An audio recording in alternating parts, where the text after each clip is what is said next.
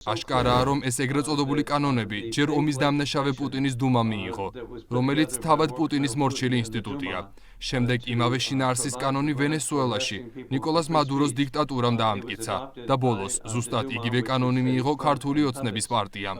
ეს თახვედრად საკმარისია იმისათვის, რომ გავიგოთ, რომ დიქტატორები თანამშრომლობენ.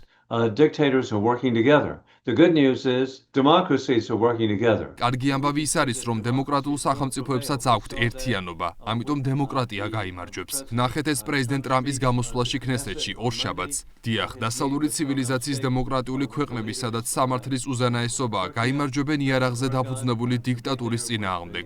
ომის დამნაშავე პუტინმაც იცის, რომ მისი რეჟიმის დღეები დათვლილია.